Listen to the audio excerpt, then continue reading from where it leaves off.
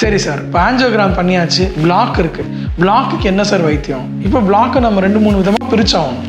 மொதல் பிளாக் 20%, 30%, 40% அது மாதிரி இரத்த குழாய்களில் பிளாக் இருக்குது அப்படின்னு எடுத்துக்குவோம்.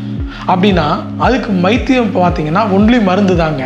அதுக்கு ஸ்டென்ட்டோ பைபாஸ் ஆப்ரேஷனோ பண்ணுறது இல்லை. நல்லா புரிஞ்சுக்கோங்க, அடைப்போட தீவிரத்தை பொறுத்து தான் ட்ரீட்மெண்ட் என்னன்றது முடிவாகுது.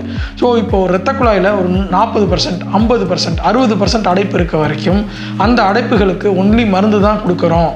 அது உங்களுக்கு ஸ்டென்ட்டோ பைபாஸோ பண்ணுறது கிடையாது. ஸோ ஆஞ்சியோகிராம் முடிவில் இப்போ உங்கள் டாக்டர் வந்து இரத்த குழாய்கள் நார்மலாக இருக்குது இல்லை அடைப்பு கம்மியாக இருக்குதுன்னு சொல்கிறாங்கன்னா கண்டிப்பாக லைஃப் லாங் மருந்து எடுத்தால் மட்டும் போதும். அடுத்தது, இப்போ ஒரே ஒரு இரத்த குழாய், 3 இரத்த குழாய் சொல்லியிருக்கேன், மேஜர் இரத்த குழாய். அதில் ஒரே ஒரு இரத்த குழாயில் அடைப்பு இருக்குது. அந்த அடைப்பு வந்து சிக்னிஃபிகண்ட்டாக இருக்குது, 80%, 90% இருக்குது அப்படின்னா டாக்டர் என்ன சொல்லுவார், அதை பலூன் மூலமாக ட்ரீட்மெண்ட் பண்ணிவிட்டு திருப்பி அந்த இடம் சுருங்காமல் இருக்கிறதுக்கு ஒரு ஸ்டென்ட் வச்சுட்டு வந்துடலான்னு சொல்லுவாங்க. இது வந்து ஆஞ்சியோபிளாஸ்டின்னு நாங்கள் சொல்கிறோம். பொதுமக்கள் நிறைய பேர் என்கிட்ட வந்து பிளாஸ்ட் பண்ணுவீங்களா அப்படின்னு கேட்குறாங்க.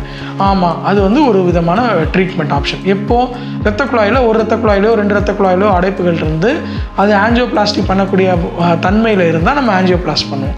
அப்போ யாருக்கு டாக்டர் பைபாஸ் பண்ணுறீங்க? யூஸ்வலாக சர்க்கரை வியாதி பேஷண்ட்டுங்களுக்கு 3 இரத்த குழாயிலையும் அடைப்பு இருந்து இந்த அடைப்புகள் வந்து ஸ்டென்ட் வைக்க முடியாத மாதிரி இருந்தால் அப்போ நம்ம பைபாஸ் ஆப்ரேஷன்களை யோசிக்கிறோம்.